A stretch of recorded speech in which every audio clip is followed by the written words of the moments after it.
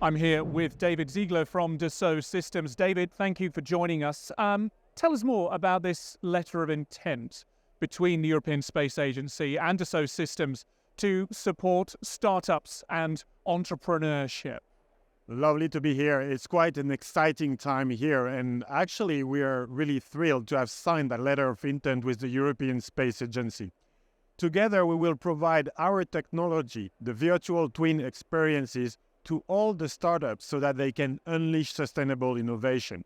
Concretely, it means that we will provide the technology at preferred rates to all the startups that want to participate into the new space economy. One of the phrases you mentioned there, sustainable innovation. Tell me why the sustainable part is so important there.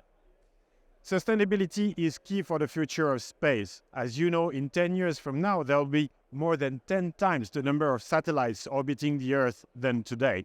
So we need to make sure that we develop all these systems in a safe manner so we can improve life on Earth. Geopolitical instability is unfortunately a thing on our planet at the moment. How is that impacting operations and outlook at Dassault Systèmes? Well, you're right. There's a lot of geopolitical instability these days, but we hope that actually it's going to be independent for the new space economy and for our business together. We need to make sure that the rules of access to space continues to guarantee a fair access to space all over the world.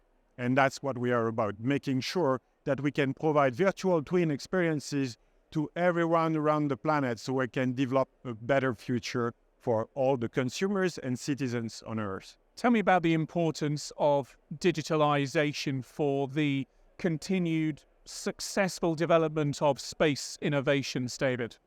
Well, if you're looking into the future, essentially, space is a very tricky part in order to develop a satellite. The reason is you cannot afford to be wrong. You need to be right the first time. You need to make sure that you develop your satellite in such a manner that it's not going to fail into space first. And we talked about sustainability, that it's not going to provide any debris or it's going to stay on orbit. So essentially, you want to make sure you leverage your virtual twin in the virtual world in order to make sure that your satellite will be right the first time and will provide the services that you expect in orbit.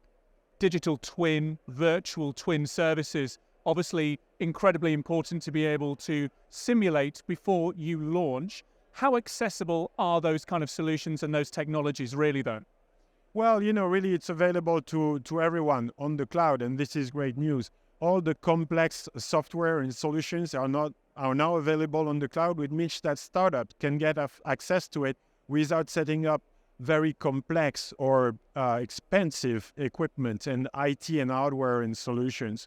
It also means that now they can scale from one person on a Monday to 500 persons across multiple continents in a matter of weeks or days.